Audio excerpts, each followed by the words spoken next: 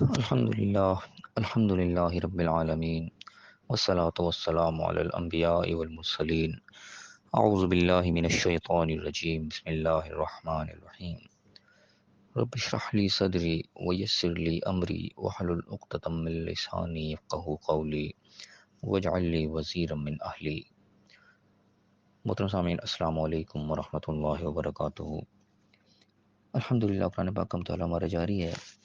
سورہ آل عمران کی آیت نمبر 175 تک ہم پڑھ چکے ہیں۔ آج انشاءاللہ آیت نمبر 176، 177 اور 178 پڑھیں گے۔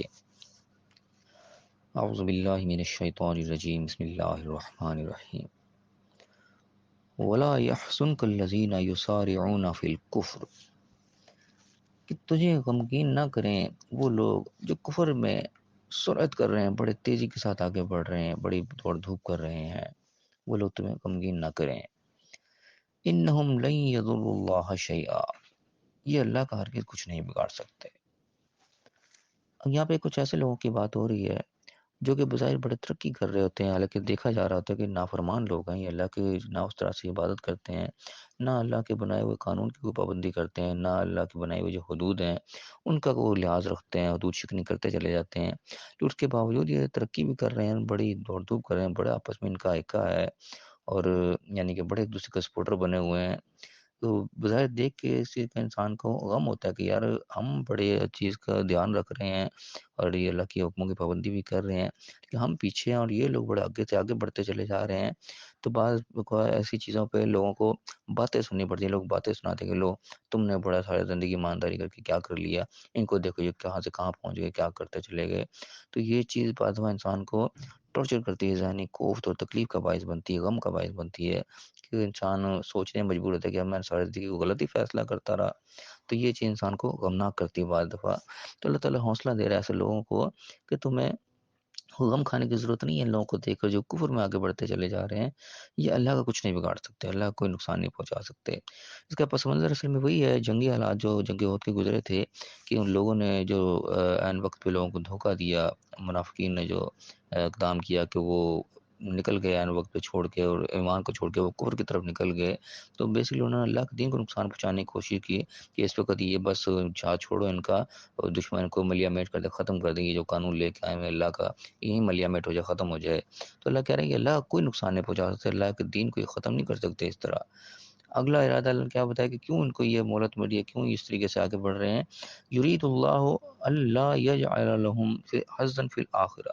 اللہ کا ارادہ یہ، اللہ یہ چاہتا ہے کہ آخرت میں ان کا کوئی حصہ نہ بچے۔ یعنی کہ بظاہر جو مسلمان بنے پھر رہے ہیں، اپنے آپ کو مسلمان کا ٹیگ لگایا ہوا ہے، آخرت کے ساتھ اپنے آپ کو جوڑ رکھا ہے کہ ہم بھی نبی کی امتی ہیں، ہم بھی ان کے ساتھی۔ یہ ان کا ساتھی ہونا جو ہے، ان کا ساتھ دینا، اپنے آپ کو مسلمان کا ٹیگ لگوانا، یہ آخرت میں کوئی نفع نہ دے سکے۔ دنیا کے اندر ان کے ایسی ایسی حرکتیں کر بیٹھے ہیں کہ وہاں یہ شرمندگی کے مارے کیا کہتے ہیں کہ نظر اٹھانے کے لائق بھی نہ ہو، آخرت میں ان کا کوئی حصہ نہ بچے۔ وَلَهُمْ عَذَابٌ عَظِيمٌ، ان کے لیے بہت بڑا عذاب ہے۔ یعنی کہ دنیا میں اللہ تعالیٰ جو مہلت دیتا ہے، اگر انسان الٹی طرف چلتا چلے جا رہا ہے، کام ایسے ایسے انسان سے سرزد ہو جاتے ہیں کہ وہ انسان کو پھر کسی کو منہ دکھانے لائق نہیں لگتا، اگر کہتے ہیں کہ تم نے کیا کچھ کیا، تو وہ یہ ان کا جو معاملہ، تو یہ ان کے سارے اعمال جو ہیں یہ ان کے لیے حسرت اور جو بن جائے گا، شرمندگی کا باعث بنیں گے۔ وَلَهُمْ عَذَابٌ عَظِيمٌ، ان کے لیے بہت بڑا پھر عذاب ہوگا وہاں پہ۔ یعنی کہ یہ مہلت جو ہے ان کے لیے کوئی فائدہ مند نہیں ہے، ان کے لیے غمناک مت ہو، تم اپنا دل چھوٹا نہ کرو، تم حق کے راستے پر کھڑے ہو، تمہیں دنیا میں چاہے شرمندگی اٹھانی پڑ رہی ہے یہاں پہ، لیکن شرمندگی سے تمہیں غم نہیں ہونا چاہیے۔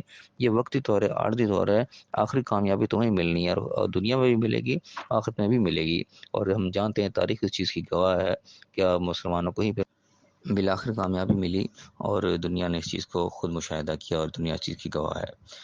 آگے اللہ نے کیا فرمایا کہ ان الذین اشتروا الکفر بالایمان، کہ بے شک جن لوگوں نے ایمان کو چھوڑ کر کفر خریدا،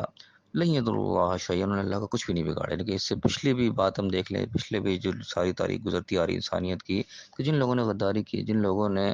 ایمان کو چھوڑ کر کفر کا راستہ اختیار کیا، دو چوائس اللہ تعالیٰ سامنے رکھتا ہے، تو اس چوائس سے جنہوں نے اس چیز کو چنا جو کہ اللہ کی ناپسند تھی، ان کا فائدہ کچھ نہیں ہوا، اللہ کچھ نہیں بگاڑا، غالب اللہ کا دین ہی آیا ہمیشہ۔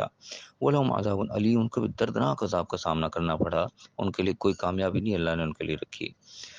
اور آگے فرمایا کہ وَلَا يَحْسَبَنَّ الَّذِينَ كَفَرُوا اور یہ جو کفر والے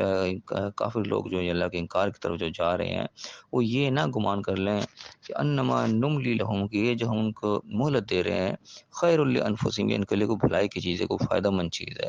یعنی کہ یہ جو ترقی کرتے جا رہے ہیں ان کو پکڑ نہیں آ رہی اور لیکن نافرمانی بھی کر رہے ہیں اور آگے بھی بڑھتے چلے جا رہے ہیں، تو یہ نہ سمجھ لیں کہ اللہ ان سے کوئی بڑا راضی ہے اور بڑے ان کے اوپر بھلائی نازل ہو رہی کہ اللہ تعالیٰ ان کی پکڑ نہیں کر رہا، اور نہ ایسی بات ہوتی ہے اللہ تعالیٰ عذاب بھیج دیتا، کوئی پہ بیماری آ جاتی، کچھ بھی آ جاتی، تو یہ جو مہلت ان کو مل رہی ہے تو یہ نہ گمان کر لیں کہ یہ خیر لانفسہم، ان کے لیے کوئی بھلائی کا معاملہ ہے، ان کے لیے کوئی بہت بہتر ہے۔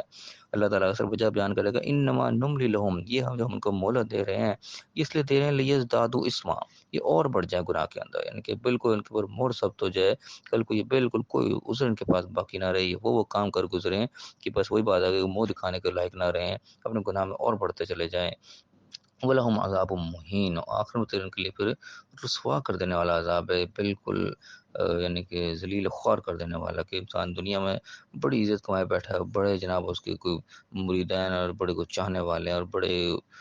کیا کہتے ہیں کہ عزت و اکرام ہے، لیکن جب ایسا کوئی اصلیت سامنے آئے پھر اس وقت ان کو ایسی ان کی شرمندگی، ایسی رسوائی، ایسی ان کی ذلت ہو ان کی کہ وہ پھر منہ چھپاتے پھر، اور منہ چھپانے کی بھی ان کو جگہ نہ ملے، یہ ان کا اصل مقصد ہے اللہ کا مہلت دینے کا، ورنہ اللہ تعالیٰ یہیں ان کے پکڑ کر لے تو پھر یہ دوبارہ سمجھ جائیں کہ وہ ہم سے غلط ہو رہا کام، یہ پھر سیدھے راستے پر آ جائیں، لیکن ان کا کفر اور ان کا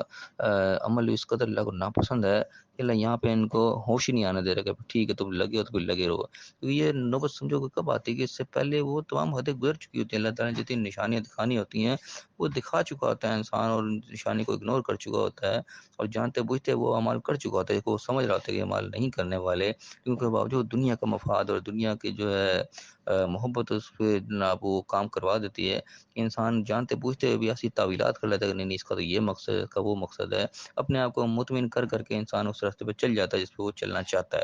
جب اس قسم کی حرکتیں انسان کر جاتا ہے کہ اپنی مرضیاں کر جاتا ہے، پھر اللہ تعالیٰ پہ اس کو چلا دیتا ہے کہ ٹھیک ہے اب تو جا، جتنے نشانے تجھے دکھانے تھے وہ دکھا چکے، پھر اللہ تعالیٰ اس کو وہیں جانے دیتا ہے جہاں وہ جانا چاہتا ہے، اب پھر اس پہ بڑھتا چلا جاتا ہے، وہ سمجھتا ہے جی میں بڑے صحیح میں نے فیصلہ کیا، لوگ آئے بے وقوف ہیں، میں نے جو بڑے اپنا اجتہاد کیا، بڑے تعویل کی، بڑی صحیح ہے، دیکھو میں ترقی کر رہا ہوں، تو اللہ تعالیٰ بتا رہا ہے کہ ترقی کو تم اپنے لیے کوئی فائدہ مند نہ سمجھو، یہ اللہ کی ناراضگی کا سبب بھی ہوتی ہے کہ مقام پر کہ انسان اپنا خود جائزہ لیتا رہے کہ انسان دیکھے کہ واقعی میں وہ کام تو نہیں کر رہا جو میرٹ پہ ہوتے ہیں، جو کرنے والے ہیں وہ تو نہیں میں کر رہا، جس چیز سے انسان اللہ تعالیٰ نے مجھے روکا ہے وہ تو میں چھوڑ بیٹھا ہوں، میں وہی کام کر رہا ہوں جس سے روکا ہے، اس کے باوجود مجھے ترقی مل رہی ہے، یہ ترقی جو ہے پھر انسان کے لیے فائدہ مند نہیں ہوگی، ہاں اگر ان پابندیوں کے ساتھ وہ چل رہا ہے جو اللہ نے ریسٹرکشن لگائی ہیں، جو حدود مقرر کی ہیں، ان حدود کے اندر رہ کے انسان ترقی کر رہا ہے، تو پھر یقیناً پھر وہ صحابہ کا ہمارے راستے کے اوپر ہے کہ وہ اللہ کے حکموں کے مطابق بھی چلے اور ترقی بھی کی، لیکن جائزہ لے انسان کے اگر واقعی اس جیسے اعمال نہیں ہے جو ہونے چاہیے، جو صحابہ کرام سے میچ کرتے ہوں،